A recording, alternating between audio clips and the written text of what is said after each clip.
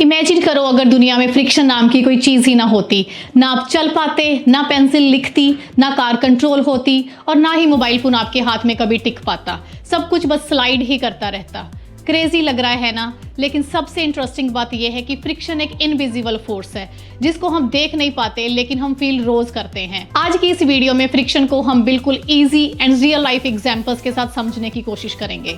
Friction एक force है जो दो सरफेस के बीच में मोशन को अपोज करता है। मतलब जब कोई भी ऑब्जेक्ट किसी सरफेस पर मूव करता है या मूव करने की कोशिश करता है तो फ्रिक्शन उस मूवमेंट को रोकने की कोशिश करता है। फ्रिक्शन हमेशा मोशन के ऑपोजिट डायरेक्शन में ही काम करता है। अगर आप एक भारी बॉक्स को फ्लोर पर पुश करते हो तो शुरुआत में बॉक्स आसानी से नहीं चलता। क्यों? क्योंकि फ्लोर और बॉक्स के बीच में फ्रिक्शन मौजूद होता है। जैसे जैसे आप ज्यादा फोर्स लगाते हो, एक पॉइंट के बाद बॉक्स मूव करना स्टार्ट हो जाता है। जब आप बाइक पर ब्रेक लगाते हो तो ब्रेक पैड्स और व्हील्स के बीच में फ्रिक्शन क्रिएट होता है। इसी फ्रिक्शन की वजह से बाइक स्लो हो जाता है। अब एक इंटरेस्टिंग क्वेश्चन, फ्रिक्शन होता क्यों है? क्योंकि हमें सब सरफेसेस स्मूथ दिखाई देते हैं, लेकिन रियलिटी में कोई भी सरफेस स्मूथ नहीं होता। अगर आप माइक्रोस्कोप से देखो तो सरफेस पर tiny bumps and rough edges होते हैं। इसलिए जब दो सरफेसेस एक दूसरे को टच करते हैं तो उनकी रफ पार्ट्स एक दूसरे में अटक जाते हैं और मूवमेंट टफ हो जाती है। इसी वजह से फ्रिक्शन क्रिएट होता है।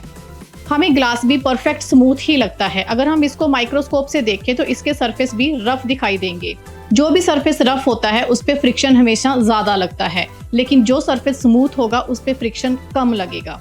स्टैटिक फ्रिक्शन क्या होता है? जब ऑब्जेक्ट अभी मूव नहीं कर रहा होता लेकिन उसे मूव करने की कोशिश हो रही है तो स्टैटिक फ्रिक्शन लगता है। ये मोशन शुरू होने से पहले का फ्रिक्शन है। जैसे हैवी सोफा को पुश करना, स्टार्टिंग में फोर्स ज्यादा लगती है क्योंकि स्टैटिक फोर्स ज्यादा होती है। अगर हम आगे को फोर्स लगा रहे होते हैं तो फ्रिक्शनल फोर्स जो है वो पीछे को लग रही होती है, इसलिए सोफा अपनी जगह से नहीं मूव करता। अब नेक्स्ट है स्लाइडिंग फ्रिक्शन। जब ऑब्जेक्ट ऑलरेडी मूव कर रहा हो और सरफेस पर स्लाइड करे तो स्लाइडिंग फ्रिक्शन लगता है। स्लाइडिंग फ्रिक्शन स्टैटिक फ्रिक्शन से कम होता है, इसीलिए कोई ऑब्जेक्ट शुरू में मूव करना ज्यादा मुश्किल होता है, लेकिन मूव होने के बाद उसे चलाते रहना आसान होता है। जब ऑब्जेक्ट रोलिंग मोशन करता है तो रोलिंग फ्रिक्शन लगता है। रोलिंग फ्रिक्शन बहुत कम होता है, इसलिए ह्यूमन ने व्हील्स को इन्वेंट किया। अगर व्हील्स ना होते तो ट्रांसपोर्टेशन बहुत मुश्किल होती। रोलिंग फ्रिक्शन कम इसलिए होता है क्योंकि रोलिंग में सरफेस कॉन्टिन्यूसली चेंज होती रहती है।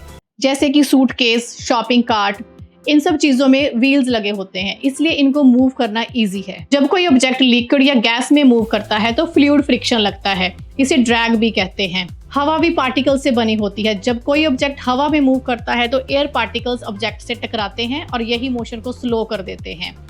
पैराशूट सरफेस एरिया बढ़ा देता है, इससे एयर रेजिस्टेंस बढ़ जाती है और इंसान धीरे धीरे नीचे आता है। अब आप समझ ही गए होंगे कि फ्रिक्शन एक फोर्स नहीं बल्कि हमारी डेली लाइफ में एक हिडन हेल्पर है। और साइंस की यही बात सबसे अमेजिंग है कि ऑर्डिनरी चीजों के पीछे एक्स्ट्रा ऑर्डिनरी रीजंस छुपे हुए होते हैं। अगर आपको ये वीडियो पसंद आया है तो लाइक, शेयर एंड सब्सक्राइब जरूर करें, क्योंकि हम ऐसे ही simple and amazing science concepts को इजी लैंग्वेज में एक्सप्लोर करते रहेंगे।